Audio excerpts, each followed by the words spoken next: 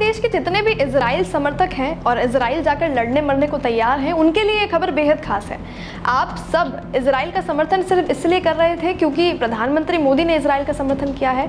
तो अब जो प्रधानमंत्री ने ऑफिशियल स्टेटमेंट अपने एक्स, जो कि पहले ट्विटर था, उस हैंडल से दिया है, उसे भी ध्यान से पढ़ लें। प्रधानमंत्री मोदी से भी एक रिक्वेस्ट है कि जब लोगों में जोश भरना होता है तब तो आप हिंदी और सरल भाषा का उपयोग करते हैं, लेकिन जब वही कोई लॉजिकल और मुद्दे वाली बात हो तो अपनी टीम से एक भारी भरकम इंग्लिश में ट्वीट करवा देते हैं।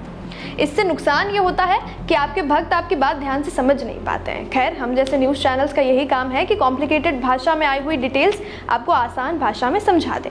गाजा के अस्पताल में अटैक के बाद इस अटैक की चौतरफा निंदा की गई और साथ ही प्रधानमंत्री मोदी ने भी इस पर ट्वीट करते हुए भारी भरकम इंग्लिश में लिखा कि spoke to the president of the Palestine authority H.E. Mohammed Abbas, conveyed my condolences at the loss of civilian lives at the Al Ahli Hospital at the Gaza. We will continue to send humanitarian assistance for the Palestinian people, shared our deep concern at the terrorism, violence and deteriorating security situation in the region, retired India's long-standing principled position on the Israel-Palestine issue.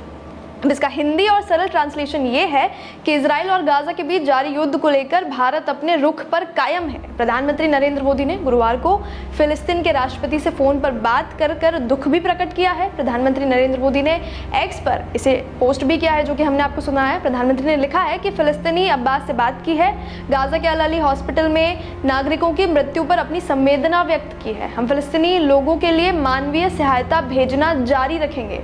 या जारी रखेंगे से यहाँ पर उनका मतलब है कि पहले से भेजते आए हैं। क्षेत्र में आतंकवाद, हिंसा और बिगड़ती सुरक्षा स्थिति पर अपनी गहरी चिंता साझा की है। इजराइल फिलिस्तीन मुद्दे पर भारत की लंबे समय से चली आ रही सैद्धांतिक स्थिति को दोहराया जाएगा। अब इजराइल समर्थकों के लिए ये भी बता देते हैं कि भारत का पुराना रुख आखिर है क्या, ताकि कोई गलतफहमी ना रह जाए। भारत ने हमेशा से ही दो राष्ट्र के सिद्धांत पर जोर दिया है। इस बारे में विदेश मंत्रालय की तरफ से ऑफिशियल स्टेटमेंट्स भी दिए गए हैं। फिलिस्तीन मसले पर हम दो राष्ट्र के सिद्धांत को मानते हैं, ये कहा गया है। गाजा और फिलिस्तीन को मदद के मुद्दे पर अर्दिम बागची ने कहा कि 2000 से 2023 तक भारत ने लगातार फिलिस्तीन की मदद की है और लगभग $19.5 मिलियन की मदद भारत अभी तक कर चुका है फिलिस्तीन की। अब प्रधानमंत्री के इस ट्वीट को देखते हुए लोगों ने सवाल किए हैं, पूछा है कि अब उन बीजेपी वर्कर्स और फॉलोवर्स का क्या, जो पैलेस्टीन को ऑलरेडी टेररिस्ट देश घोषित कर चुके हैं, क्योंकि टेररिस्ट का समर्थन और मदद तो भारत के नहीं कर रहा होगा और ना ही आपके माननीय मोदी जी कर रहे होंगे। तो क्या अब इस ट्वीट के बाद लोग पैलेस्टीन का समर्थन करना शुरू कर देंगे? गवर्नमेंट के थ्रू ये किस तरह की डबल स्टैंडर्ड्स हैं? मोदी जी की इन दो तरफा बातों पर कई सारे मीम्स भी बनाए हैं, जो हम आपको स्क्रीन पर दिखा रहे हैं। इजराइल पैलेस्टीन एक लॉन्ग हिस्ट्री के साथ है। इस वक्त आप किसी का भी समर्थन करें, लेकिन हिंसा का नहीं कर सकते हैं।